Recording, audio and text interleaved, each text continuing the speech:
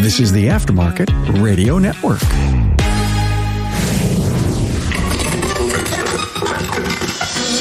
Hey, we know transparency with our people is important, but what does sharing your numbers really mean? Are you explaining the backstory behind those numbers and how it affects the business and, most importantly, your employees? My guest, Tim Shaffer, well, he simplifies the numbers side of the business and areas in your point of sale system that you may be overlooking. Hey, Carm Capriato here. How you doing? Hey, the pioneer of automotive aftermarket podcasts. And hey, thanks for joining my mission to advance the aftermarket. You know, this is the place to learn something new every time you listen. Make sure you visit my website, remarkableresults.biz, to have access to over 1,000 archived episodes. Hey, thanks to our partners Apex and Shopware for bringing you this episode. You know, imagine walking into a simulated real-world shop environment with 10 service bays, lifts, and vehicles where you can see product demos and talk capabilities, benefits, and how to use them in real time. Welcome to Joe's Garage at Apex 2022, November 1st through the 3rd, Las Vegas. Hey, be there. Listen here for registration information coming up.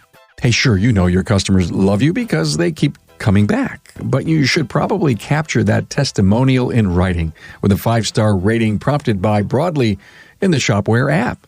Learn more at getshopware.com. Hey, a good day to each and every one of my listeners. I'm honored to have Tim Shaffer from Dale Service Center in Davenport, Iowa. Hey, Tim. Hey, how you doing, Carm? I'm great, man. I heard from a great friend of mine, Rena Renabaum. She goes, you know Tim Shaffer? I says, no, I really don't. Well, he's the KPI guy. And I says, oh my God, well then he's got to be on the show. Not like we don't talk about KPIs enough, but maybe we haven't in a while really kind of focused on what's really important. And I think there's a lot of people that don't appreciate and understand finance, Tim, that just say, I don't want to hear the letters KPI ever again. Just get it out of here. Key performance indicators. Oh, that's what that means. All right. So numbers are supposed to be important to my business. I just love to fix cars. Sure, I hear that a lot too. I bet you do. And you also started a coaching company, Level 6 Auto Shop Consulting. So there's a lot here to talk about. Family business. How cool is that? It's great. You ended up buying Dad out, a whole bunch of years ago? Yeah, 2007. Been working in the business, I think, forever, since I was a young kid, I guess, off and on throughout school. We've been in business since 1977, so been around the block a few times. We got a great customer base. It's been a good ride. When was the time that you went from learning to fix and love cars as a technician mechanic to really getting involved in growing and running the business? Right around early 2000s, I really started moving into the office. I was the tire kid. I was the tech. I was moved up from everything from the low man on total pole all the way up. And I still feel like I'm the low man now. But when I got into the office and started doing like the service advisor stuff, that's when I started paying attention to the numbers, paying attention to, receivable problems, paying attention to car count, ups and downs of being slow with weather and timing or whatever. And then I started kind of thinking about it like, okay, if we did things this way or that way, or if we didn't charge so much or allow people to charge so much, I really had to work on a lot of different parts of the business. My dad was the kind of guy like, just fix and go, fix and go, fix and go. And that's I can't pay it today. All right, okay, here, sign this ticket, right? Are you still holding receivables today? Not like we once were. Not like just Joe Smith off the street like we once did because he needed to put braces on his daughter's teeth and so he can't afford to pay right now. That was a good thing about the business. I mean, there were people that were paid and followed up in integrity most of the time.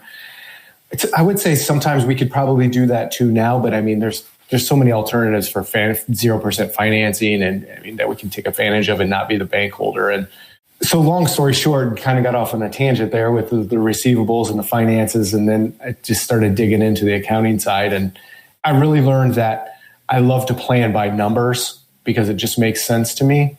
But you got to know where you're at now to know where you're going, I suppose.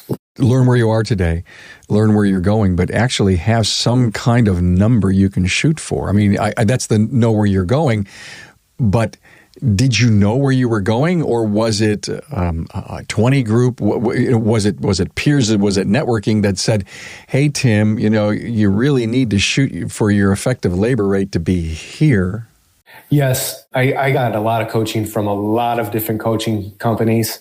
I was kind of like a sponge, and I did everything. I did all kinds of different coaching from a lot of different mentors, got into 20 groups and learned about, ARO and car count and marketing. And, as it's grown, it's a constant. I'm still learning, still trying to keep up with it all. What was the biggest number that you looked at and you said, wow, that's something I could fix pretty darn quick? I would say ARO was probably the biggest. When we started doing inspections, we realized, making every car count was bigger and better than just having more cars, I suppose. That was the biggest thing. For anyone who's listening, who maybe doesn't appreciate and understand KPIs, we usually talk about them in acronyms. ARO as average repair order, but I think if you're in business today running a shop, maybe not. There could be some startups that are, listen, I got tools, I got a garage, let me do this. And they listen to the podcast and start realizing the things that they don't know about really being a good business person. When you work with clients, are there like 5 or 6 key KPIs that you really want to take a look at before you even take them on? I mean, I wouldn't say before I take them on. I do a couple of key points are ARO, I would say, effective labor rate. Car count is probably a number one. We look at productivity percentage compared to car count. Those are probably the key ones. Gross profit, obviously, is a big one. We want to make sure we're billing accordingly or billing correctly. So you do the research with this potential new client and you look at all this stuff, and you probably do more listening than talking because you're really trying to find out how well it is that you can work with somebody. And the reason that I'm kind of digging down here, Tim, is there's an awful lot of people out there that need a coach, maybe wouldn't know how to approach it, and could listen to both sides of a story. They know what their story is, but what's the coach looking for from me? And when he says, "Listen, we need to do this," and a potential client may push back on one of these areas. It says, "No, we're not going to grow our average car count at all. We're going to grow our average ticket." Okay, well then you can grab onto that and build on that, right? Yeah, absolutely.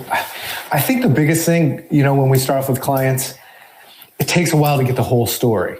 We kind of get, my P&L has been messed up since 2019, and I haven't had a balance sheet done, and there's more to the story.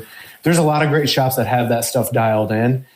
I think, we got to really investigate. Sometimes I call it like our automotive forensic accounting to figure out where all of these numbers are, where we're at. And it's hard because as soon as I find out exactly where we are, we can make a plan together and say, hey, this is where we need to go. Like I said before, we need to focus maybe more on ARO, or we need to focus on getting more cars in, or we're only 50% productive. We need to take advantage of that or do more inspections. It varies from shop to shop, truly, because every shop is different, and no shop is the same. They all have different processes and procedures, and it just seems like if we get the whole story right up front, no matter how good, bad, or it is, we can help a lot more efficiently. But you've got to have a client or a shop owner that's got an open mind, probably a little bit more open than maybe it currently is.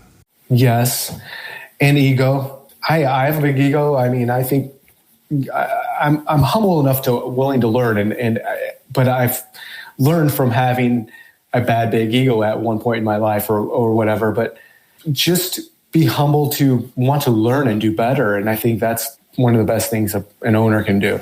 We've recently done an episode with Chris Clodier, just within the last couple of weeks, Tim, and it was on ego. It was a great dialogue. I think if an individual was suffering, didn't even know they were suffering with a big ego, but they kind of think so. It was a great episode to help break it down.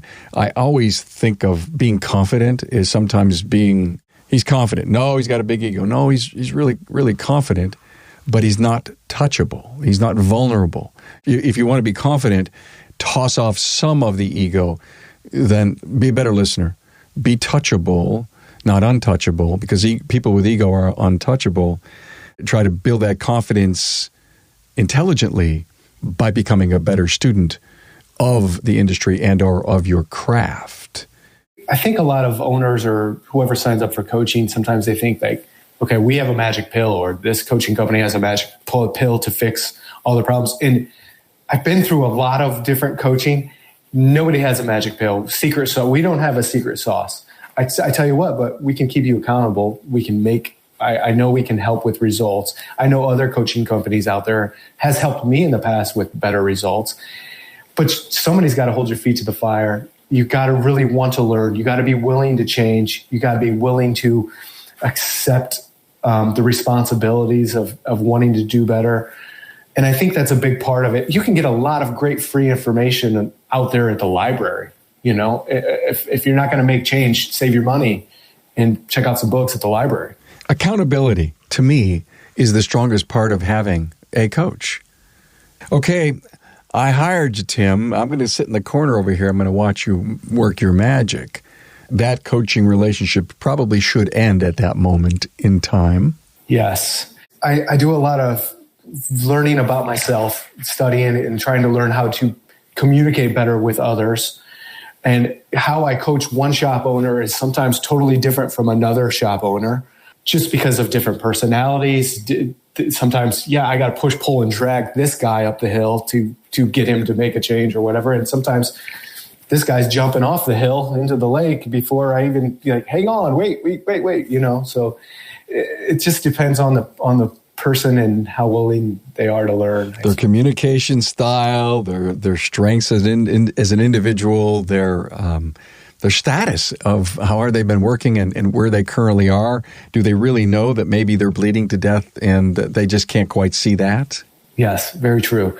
You and I chatted before we got on the show, and it was one of the things that you said that I really want to kind of dig into a little bit here, and that is that the shop management system says this is my gross profit, but when I got my profit or loss statement from my accountant, it doesn't match. And I'm trying to say, where's the problem? The biggest thing that I see is that the point of sale system, no matter how good or great it is, and there's a lot of great ones out there, they don't account for calculating gross profit on labor a lot of times because we all have different pay plans. Not everybody has just flat rate technicians. Not everybody has their loaded costs built into their point of sale system. Not every point of sale system accounts for the gross profit with their service team or their service advisor or manager or whatever. You write the checks and pay the bills out of the QuickBooks or your accounting gross profit dollars. If we don't have that aligned within our point of sale system, we might be writing up unprofitable estimates. And so I really, really, really strongly encourage those with your point of sale systems to make sure that their gross profit is aligned with their QuickBooks from their point of sale system. Hey, Carm here. Now coming up, Tim shares the bonus structure he uses to get his whole team motivated and involved. Hey, if you're like most people, it's becoming increasingly difficult and time-consuming to keep up with changes in the industry, especially those driven by technology. But there's one event that will keep you and me ahead of the curve, and that's APEX, the Automotive Aftermarket Products Expo. You know, the resounding best feature of APEX last year was Repair Shop HQ and Joe's Garage. It is designed for the service professional. Now, there you'll see the latest new products. You'll learn about emerging technologies. You'll hear about the hottest trends in changing consumer behaviors and attitudes. Most importantly, you'll learn how to prepare your business for the future and not be left behind. This is the one show to attend if you're serious about staying ahead of the curve and growing your business. Hey, don't miss out. Mark your calendar now for Apex 2022, November 1st through the 3rd at the Venetian Expo and Caesars Forum Conference Center in Las Vegas. To learn more, aapexshow.com. Hey, we all have bad days when we just want to turn to someone and ask, how the heck do I fix this? When that happens to you on the business side, which may not be your strong suit, you want someone quick and you want them to be clear. That's exactly what Dan Groen from Detroit Garage found when he peppered the folks at Shopware with questions about how to make the most of its shop management system. As he puts it, they continually solve the curveballs we throw at them. With 7 shops, Dan jokes that he knows he's a demanding client, but that's the sign of a guy committed to his business. Even better, the Shopware support team met every challenge with, in Dan's words, impressive capabilities and vigor. No complaints, no hassles, just a commitment to help Dan through his day. As Dan says, we make each other stronger. Now that's a partnership that works. It's time. Get Shopware.com. If you're coding every one of your costs correctly as you write a check, pay a check, QuickBooks, however you're cataloging your expenses, your P&L, and correct me if I'm right or wrong, Tim, your P&L should reflect a much more accurate and intelligent gross profit margin than the SMS. Yeah, absolutely. It does. Yes. Is it hard work, Tim, to try to get them aligned? Or should you accept the fact that continuously there's a 5-point gap, and I'm good with that. I'm going to rely on my P&L, but I always know that there's this gray area because I can't completely define my cost of labor. It depends on the setup. It depends on the labor setup and what you can put into your point of sale system. I have shops that are okay with like being 5 points off. I try to get within 1 or 2% of mine, and I like mine to be on the conservative side, whereas my P&L is actually a few points higher than my point of sale system. Now, truly, it does change month to month, and I think it does take continuous monitoring, and we really need to adjust almost monthly when you get your P&L back. But once you do it after 3-4 months, you can generally be within a few points of your point of sale system by adjusting the labor accordingly. Very simple way that I do it. And it's not always 100% true, but what I generally take is the total billed hours for the month. I divide my total labor cost for the month by the total billed hours. And then I have a cost per hour, right? Cost per billed hour. If our labor costs for the month were $50,000 and we billed out 500 hours, we can put in our labor cost as $100 an hour. And people are going to be like, oh, that's crazy. They don't cost me $100 an hour. Well, truly, they do a lot if that's what your payroll says on your P&L. So smart to be able to take what the P&L says and kind of back into the SMS. Yeah, I strongly recommend people at least take a look at that. Because you're driving on a daily basis, weekly basis, gross margin in your company. If you're the kind of leader that is managing your KPIs and your team knows where the numbers go and how it works, then striving for the right gross margin is one of the smartest things you could do. Yeah. The other thing that I would just make sure too is that the parts cost in your point of sale system matches the parts cost on your P&L. Your tire cost on your point of sale system matches your parts cost on your P&L. I do find discrepancies with that, and sometimes it's a matter of an accounting error. Sometimes it's a matter of parts for so-and-so's car that didn't get billed through the SMS system or the point of sale system, because truly that's where the money's left over. If the gap on the parts is a serious gap, it's a great point. You may have not gotten credit for returns, cores, alleged defectives, and non-billing. You put on your auditor's hat with your team, and you go searching for the answer. And it's not that hard to do. A lot of these point of sale systems are super great, and some of the latest ones out are super great with being the forensic accountant to go back and look. You can't ignore discrepancies. You've got to find out why they exist. And if you keep after it, and if it's like I'm looking at January's today, it's a lot easier now than it is come December when your parts costs are $50,000 off at the end of the year rather than $2,000 off for just January. It's easier to find it now. A great point. You and I also chatted about, I want to put the key in the door. And I just want to know what my nut is. When I was a kid, that's what my dad taught me. Carm, you got to know the nut in sales, and at the end of the day, what it takes us to do in sales to make any money. I think that is so critical for the people who walk through the door that work for you to realize, listen, you've all got keys, you put it in the door, but what's our daily challenge? To me, that's got to be a very simple form of a KPI to deal with. This is generally where I get the dry heaving from the owners when I'm going over these numbers and diving into what it costs down to the minute almost within their shop. Just to turn the key, to start off pretty simple. Take the P&L, take your fixed expenses, figure out how many hours you're open per week, and you got cost per hour, just to turn the key on. And I'm not including wages, I'm not including the parts, I'm not including any of the cost of goods. But if we can dial in it's $100 an hour just to turn the open and close sign, open up the door and turn the lights on, because my light bill, my gas bill, my rent, my mortgage, whatever, all of that's included. We know that we're starting off at negative $2,500 today just to make ends meet. And we know that 15-minute break or that 15-minute comeback that we had to come back and recheck Mrs. Jones oil, that just cost me $68.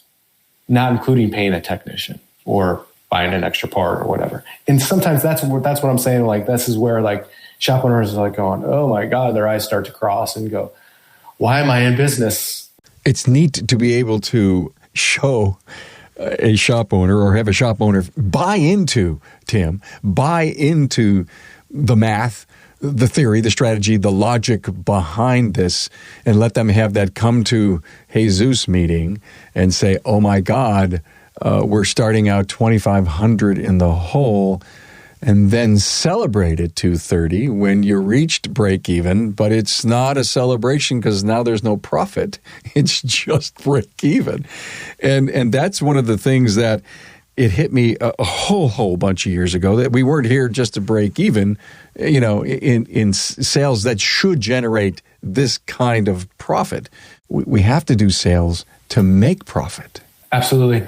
I think those numbers are great to go over with your team. Like, for instance, at the end of the year, I just had this meeting with my team, and it was an eye-opener, even for my manager. He's like, holy crap, I didn't know that we had to do that much just to turn the key or just to turn the lights on or whatever. And it's insightful once they get on board and understand, because I know the next day, I think one of my advisors like, all right, boys, let's get to work. We're 2,500 in the hole today, and they were excited and ready to go. It's kind of fun. Showing your people the numbers, showing your people the expenses. And again, it goes back to one Town Hall Academy I did with Patrick McHugh called Where the Numbers Go. And I've talked about this on the show over and over again. I used to do this, back when I worked for corporate America. And, it's just like people are sitting there with their mouth gaping opened. And all I did is I basically took a $100 sale and I broke it apart as to where does that $100 go? And thank God that we have 8% at the end. There's $8 out of that $100 sale that we could consider profit. But wow, new equipment and future payroll raises and all that stuff that has to come out of that profit, including paying Uncle Sam, is I think a shocker for many people who just come in, collect the paycheck every day. Yeah, very much so. Just at my shop, we had a car that got scratched on a tire machine pulling in January by a technician. It was an accident. Stuff happens. But it happens at my shop too, right? So we were just talking about, okay, well, that body work got paid for in February, just wrote the check just a week ago. We were talking about our profit from January.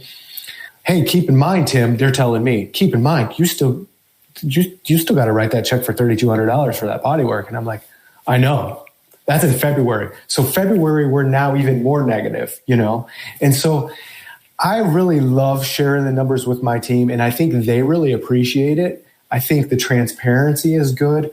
I have a great team. Fortunately, they're all paid very well. They love what they do, and they want us to strive. They want me to strive. I want them to strive. And I think that's key. And I think if shop owners are willing to share that the plan and the play of whatever we're moving on next, that makes the team morale better. And then all of a sudden our ARO climbs. And then if you can communicate together, the whole business just gets better. Do you find that's a big problem in our industry? Yes, I do. I see communication styles that are not necessarily the best. I see a lot of great ones. I'm constantly trying to improve the way that I communicate, learning about communication for sure. It's twofold. They don't know what to share, how to share it. They may not even know what the numbers mean themselves. And number two, the transparency, the power of transparency. They may not feel that their people could handle that information. Even though I'm sharing it and I'm being as transparent, I can't test the pulse of my people by thinking he's still making too much money and he's not paying me enough. It may go, and correct me, Tim, if I'm right or wrong, that the culture's got to be right in the company, I think, before you start sharing finance numbers. Yeah, absolutely. I'm fortunate enough to have a super great team that I can trust. And I agree. Yeah, day one on the job, you're not sharing the gross profit, net profit with a new guy that just started, right? I think this is something you build to with your team. There are some, people on my team that are like, yeah, I don't really care. I do want to do my job or whatever. I don't care about the gross profit or the net profit or whatever, until you can show them how it affects them or how it affects their paycheck or how it affects the business. And then I would say more often than not, they'll come around and realize like, that comeback, that's going to hurt our GP. Okay. Our monthly bonus is going to be affected potentially. Or, that new lift we were talking about buying, that just puts it back a step further. Or that the new equipment upgrade, that's just step further behind. And I think they the wheels start churning, and it helps with the team. And then we get questions asked and the communication's open. And I'm not afraid to share, I guess. Good for you. You just said the B word, bonus. There's a group of shop owners in front of you, and you're there to come in and talk about bonuses. What kind of ideas would you toss at me? Varies from shop to shop again, but I would say my favorite is I like the team all working towards the same goal so that everybody gets the same bonus or everybody's on the same plan. I don't want one guy focused on car count and one guy focused on ARO, or one guy focused on inspections and one guy focused on discounts or whatever. I like everybody to have the same bonus, and I try to do one monthly, sometimes quarterly. And we change it up, but to keep it maybe exciting, a little bit different. Like, for instance, if the good one that I like is ARO is more than 750, everybody gets $500 or whatever. And I'm talking technician, service advisor, because everybody affects that, especially the technicians. That's just kind of an example. Or if we hit X amount in sales, $100,000 in sales, everybody gets the same bonus. We're all working towards the same goal. They're all excited. And generally we have a chart or a whiteboard with whatever the goal is for the month. We tally it up and we're checking it every day, and everybody's kind of keeping an eye on it. And it's kind of fun too, because it's kidding. And there's a lot of, I want to make sure that, hey, you might have to sacrifice something today. You might be a technician where you have to help another junior technician grow, and it's going to take 20 minutes out of your day to help him pull a car in or help him with an alignment or whatever. But in the long run, your bonus of $300 is the equivalent of 6 hours of labor or 5 hours, whatever. So keep an open mind about that. Very good. Thank you for that. Effective labor rate, there's some things we just don't charge for, and you have to know about that to see what the math works out to. And one of the things that I just kind of hear a little bit more about is that we're not charging for inspections, and maybe we should or we shouldn't, or maybe we should include them in an all points, oil change thing so that we can actually put a number in it or on it. What's your opinion of that? It does affect effective labor rate. Free stuff will affect effective labor rate. However, sometimes you got to do free or lower commodity style repairs like oil changes and whatever to get the people to the door or to, maintain relationships with customers. I think as long as your true labor rate is strong and good and profitable, and you're productive, you got enough gross profit in your labor rate based on your hourly expense, you're going to be fine. I have a long form and a short form inspection. One is free and one is paid for. The long form one is generally like, okay, I'm going on a road trip and I want to know everything, and it's going to take my technician an hour plus. So we're going to pay or charge the customer for it, and the customer knows up front, rather than the free courtesy inspection that we do with an oil change. And that's a no tools visual inspection. Can you justify the no charge digital vehicle inspection knowing that you're going for safety, reliability, and opportunity? Absolutely. If your inspections are thorough, and you have a good service counter, and they are selling off of the inspections, and you're doing very good inspections with a lot of pictures, I'm not sweating a free inspection. I would do free inspections all day long with thorough inspections all day long. And I think my team would too. Wow. Okay. So here you are, become a coach. How'd that come about? Luck, blood, sweat, tears, I guess, a little bit of everything. Something you wanted to do, huh? Actually, it is. As I was learning, as I was receiving coaching, as I was always intrigued by it. I'm like, gosh, what a great thing to do to help somebody better understand their business. I've learned so much. I want to wear my jammies every day and sit behind a computer and tell the people how to run their business. That's what I thought a coach was. Well, I mean, I've learned it's truly not that. I wish it were.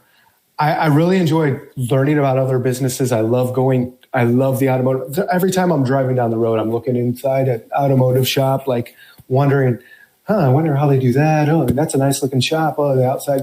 But why don't you just stop in, Tim, and say, hey, let's have a coffee? I have done that. I'm doing a shop visit actually in Louisiana next week. And I love learning about their process, their employees, learning about their team. I just love that part of the business. So it morphed into, I got into a 20 group, and then it was more so people started asking me questions. People started saying, what do you think about this? And then I would bounce ideas off them. And I was learning as I was going, and I'm still continuously learning. I learn from shop owners that I work with every day. I really love it. I enjoy it. I like the industry. It's kind of, I guess in my blood since I've been doing it for so long. It's great to wake up every day and do what you want to do. Absolutely. Tim Shaffer, thanks so much for being here, man. Thanks for having me. I appreciate it, Carm. Have a great day. Thanks for being on board to listen and learn from the premier automotive aftermarket podcast. Until next time.